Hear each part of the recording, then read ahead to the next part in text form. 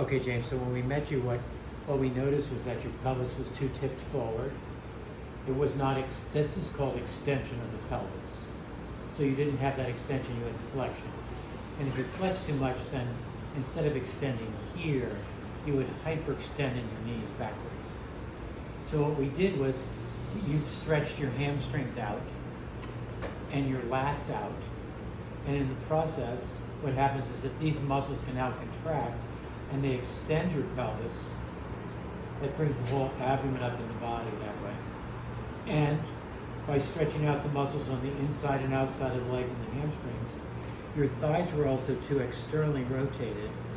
So then your thighs actually come internal this way. And in your upper body, when we met you, the upper arms were too internally rotated.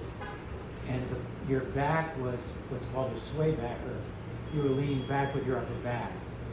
So we stretched out the muscles on your back and the ligaments on the front of the spine, and it brought your whole trunk forward. Your psoas contracts and brings it up on top of your body. And then your arms, instead of being internally rotated and forward, instead it outward rotates your upper arms, and then your whole shoulder girdle just starts to rotate and go down the back. That's what's happening. Yeah. And what's the next steps for me? What's the capacity that we figured out that I have left in me? So what's happened so far is that the range of motion for extension of the pelvis has dramatically changed. We need more of that, but it happens at a faster rate now. So we need even more extension, more length in the lats, more ability to rotate the thighs internally, much more external rotation of the upper arm. Really important for the golf stroke. Yep. And so that this arm is pulling in and down. Yep, the golden move. And when all these muscles keep getting stretched this way, you don't just get a biomechanical repositioning of the body posture, you get an increase in capacity of the acceleration of movements. And that's where the money is in the acceleration. And let's talk about the psoas and the center of gravity.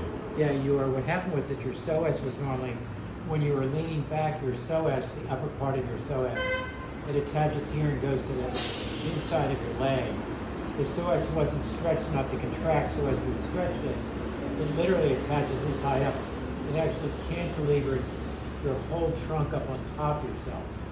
And that psoas muscle and the ability to contract and the muscles that are associated with it are associated with producing a form of thought that's, I want to be number one. I'm thinking number one. I'm not just competing with other people. Oh yeah, baby. I'm competing with myself. That's Absolutely. how you become number one. Yes. You can't ignore the competitors. They encourage you to do things you'd never be able to do. But you have to be driven by your own will to be number one. And that muscle group going down the front of the leg is what gives you that. And then the muscles that balance that on the back of the body, inside of the glute, all up your back, right down the back of your legs, gives you the capacity to master what you're doing. Which means when you golf, every time you're golfing, you're learning things you've never learned before. And you start creating this spiral in your brain in order to learn how to master the activity until after a while that idea has been formed.